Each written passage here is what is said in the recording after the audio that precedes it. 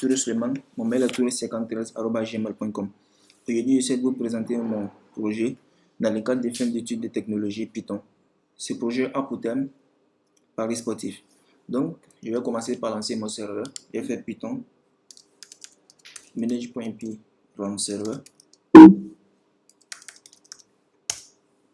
Une fois que mon serveur est lancé, je vais venir au niveau du navigateur. Je vais lancer localhost 8000. OK. Donc, lorsque l'utilisateur arrive, il y a cette page qui se présente à lui. Donc, ici, il pourra voir les différents onglets. Donc, ici, au niveau du match, il pourra voir les différents matchs, les différentes rencontres qui auront lieu. Donc, tout juste ici, nous avons une carousel qui pourra essayer de faufiler le pouvoir. Donc, ici, ça montre bien qu'on parle de sport ici. Donc, ici, tout juste en bas, nous avons ici les prochaines rencontres. Donc, ici, le match suivant est dans 10 jours. Donc, ici, l'utilisateur pourra effectuer le pari. Donc, ici, nous avons le tableau des rencontres. Nous avons le tableau des classements. Nous avons les meilleurs buteurs au niveau d'ici. Et tout juste en bas, nous avons décidé d'aller plus loin en offrant à l'utilisateur la possibilité de parier sur les défenseurs. Donc, les joueurs de cette semaine, pour cette semaine, vous pouvez parier sur les défenseurs qui sont les suivants. Donc, lorsque j'arrive, l'utilisateur a des possibilités. Soit s'il a déjà un compte, il pourra se connecter. Dans le cas contraire, il pourra s'enregistrer. Donc, je vais commencer par m'enregistrer. Je vais mettre ici non. Je vais mettre non 2.19. Je vais mettre non 2.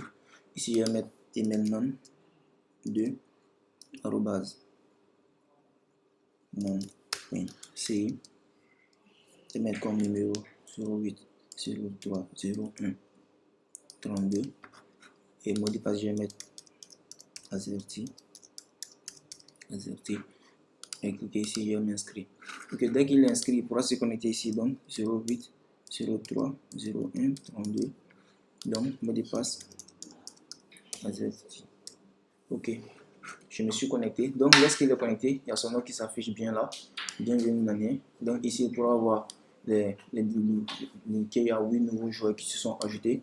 Il pourra voir qu'il y a 11 nouvelles suggestions, il y a 2 nouveaux matchs et 13 nouveaux tickets.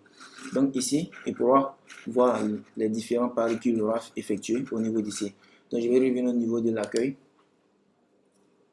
Et ici, tout juste là, il pourra parier sur le prochain rencontre. Donc, je vais cliquer là.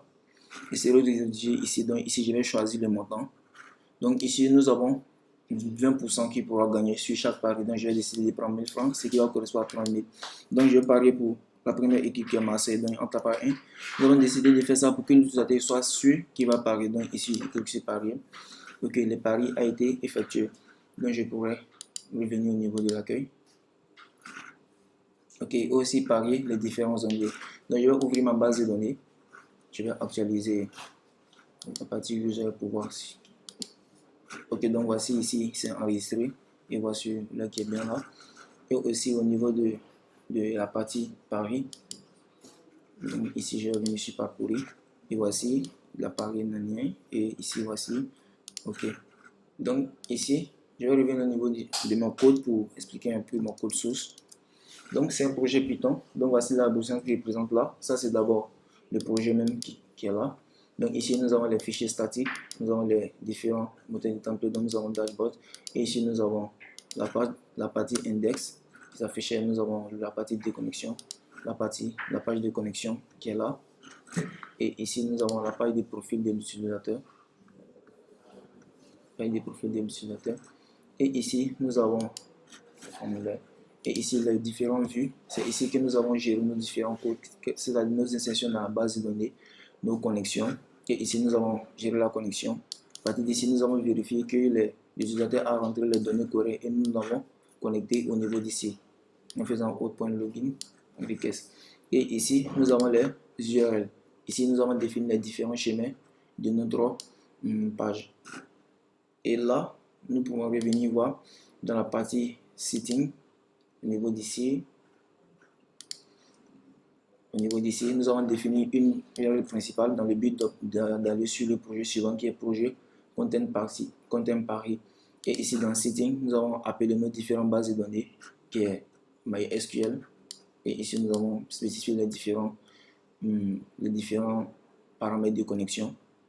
Et là, nous avons ajouté nos projets qui est ici. Je vous remercie.